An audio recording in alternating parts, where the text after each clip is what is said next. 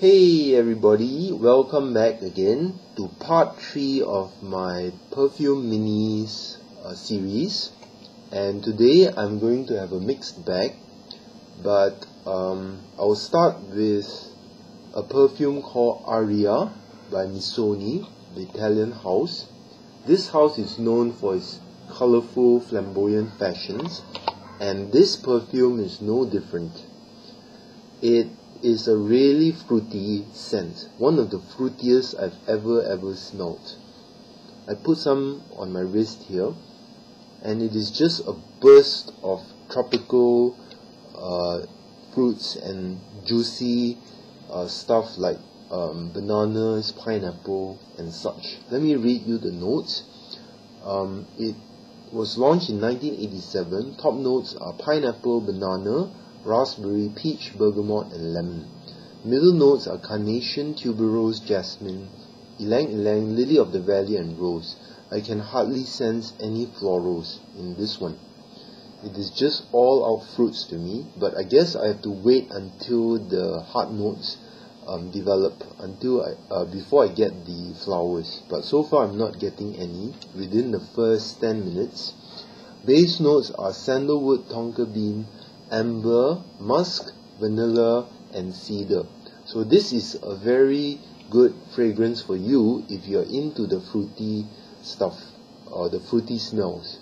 Okay, next one is the next two actually are by the same house, called Biagiotti, also Italian. So I'm on a bit of an Italian kick this time, and this is called Roma or Rome for ladies. And this is the eau de toilette. Very nice columnar bottle. I love this bottle, but the plastic cap looks rather cheap, so it doesn't quite match with the columnar bottle. Even the top of the cap matches the theme. Is like severed, as though this were a replica of one of the broken columns in Pompeii. Okay, let me see. Let me put some here. It's quite aldehydic at the top. Oh, I put too much on. Okay, wasting some good fumes here. Very aldehydic and bright, and not fruity as or I should say not as fruity as Aria by Missoni. It's quite unique. A bit of green and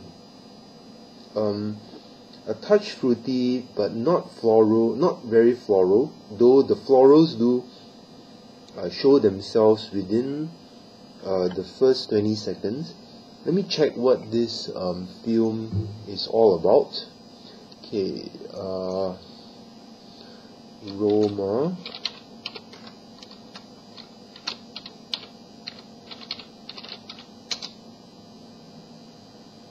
Okay, let's see. This is from Fragrantica. Very slow connection. Okay, it says here it is Oriental spicy fragrance. Top notes are blackcurrant, Sicilian bergamot, pink grapefruit, mint and hyacinth. Middle notes are carnation, jasmine, lily of the valley and rose. Base notes are amber, sandalwood, Singapore patchouli, musk, civet, vanilla, oak moss and myrrh. Okay, I can see where the fruity vibe comes from. Blackcurrant, grapefruit and bergamot. So I said aldehydes, but it's actually bergamot that gives it the initial zing. But the fruits, yeah, there are a bit of fruits, but now I know it's blackcurrant and pink grapefruit. The florals start to show themselves quite soon after application, but this is really a very unique smell. I think I'll be exploring this one much more in the future. Very good fragrance. Now let me quickly go on to the men's version, and this is of course Roma Uomo by the same house of Biagiotti, and this one has an even cuter bottle. It looks like is this the Parthenon? Yeah, it looks a bit like the Parthenon with a cap on top. Let me see whether it's any similar to the female version. Yeah, this is let me just try some here. Oh, this has spices and herbs, so it is quite different from the women's version. The women's version is very bright. This one has very little resemblance, but then again it shares the quality of uniqueness. I have never smelled something like this before, so quite good. Okay, so that's Roma for women and Roma for men. Let me go on to the house of Hermes, and this is Bellamy. I think it means good friend, right?